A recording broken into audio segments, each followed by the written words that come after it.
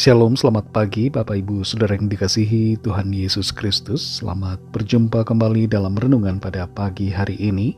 Doa dan harapan saya saudara semua ada dalam keadaan yang baik, sehat, penuh sukacita, dan berlimpah berkat Tuhan.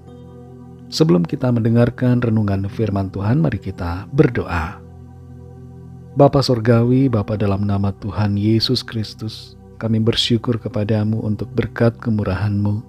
Tuhan sudah menolong dan menyertai kami dari malam hingga pagi ini. Kembali kami ada saat ini semua karena anugerah-Mu.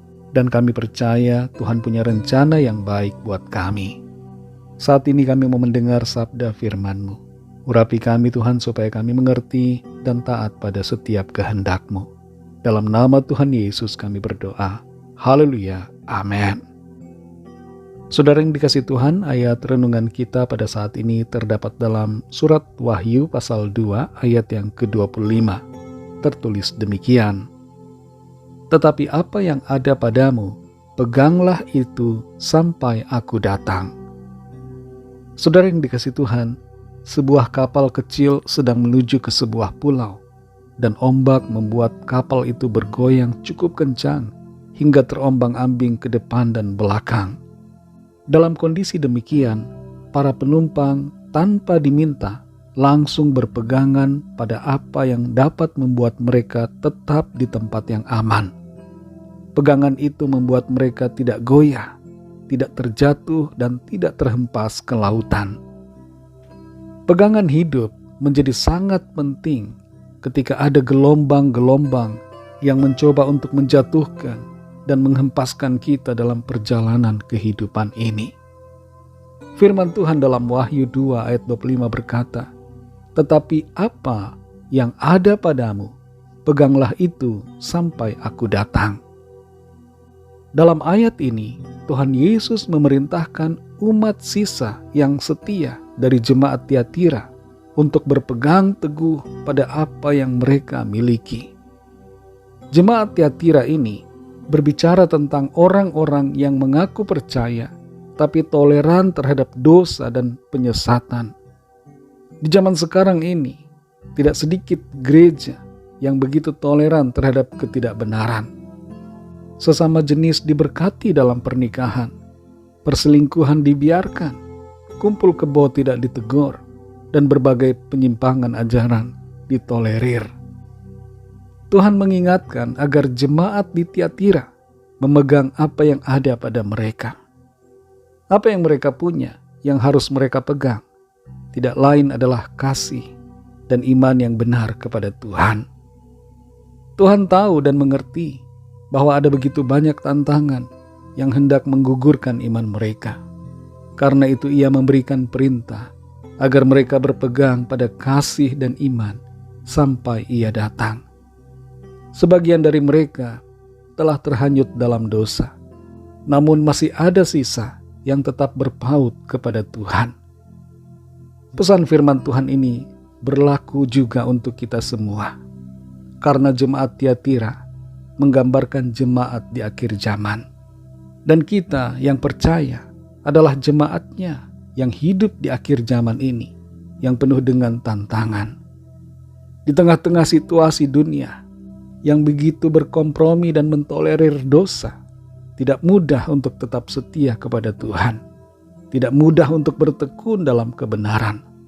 Tapi bagaimanapun keadaannya, kita perlu berpegang teguh, terus-menerus pada iman yang benar dan pada kasih akan Tuhan yang semakin dalam. Kalau kita perhatikan ayat ini, berapa lama kita harus berpegang teguh pada kasih dan iman kepada Tuhan? Firman-Nya dalam Wahyu 2 ayat 25 mengatakan agar kita berpegang teguh sampai Ia datang. Artinya adalah kita harus selalu mengasihi dan selalu percaya kepadanya sampai kedatangannya yang kedua kali. Jangan hanya berpegang pada iman setengah jalan lalu murtad, tapi kita harus berpegang terus pada iman sampai akhir perjalanan. Saudara yang dikasihi Tuhan, firman Tuhan dalam Wahyu 2 ayat 25 memberikan pesan buat saudara dan saya agar kita teguh dan setia dalam iman.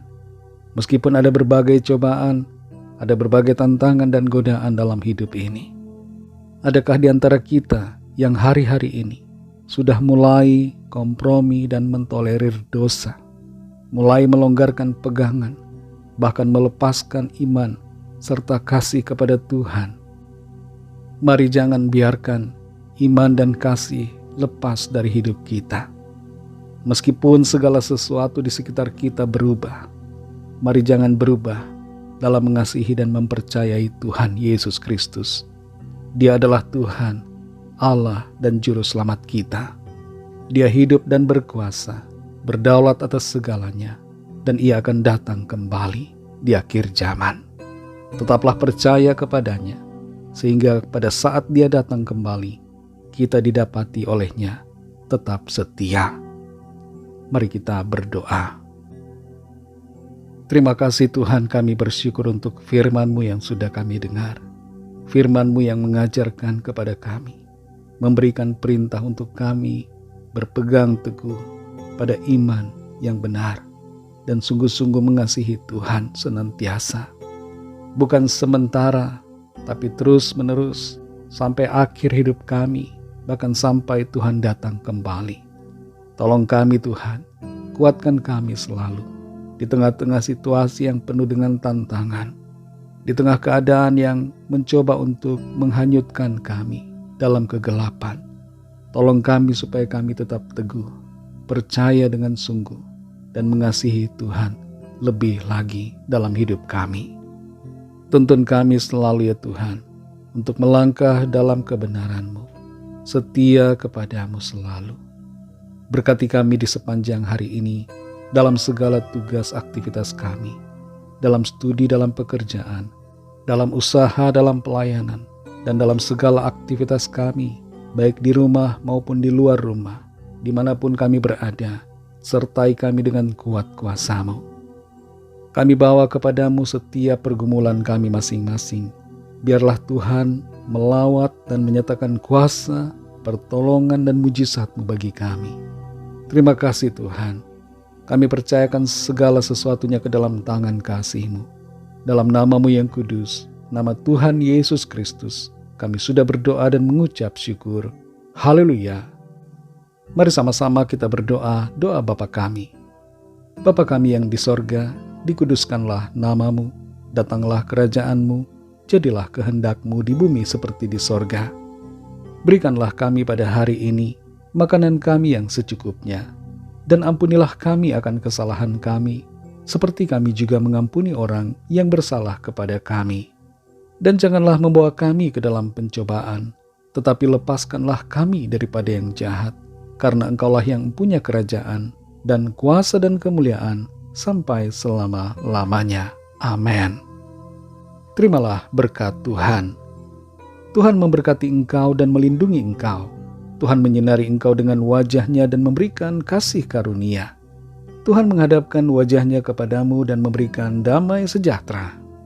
Berkat anugerah dari Bapa Surgawi, kasih karunia dari Tuhan Yesus Kristus, dalam persekutuan dengan Roh Kudus, menyertai kita semua, sekarang ini dan sampai selama-lamanya.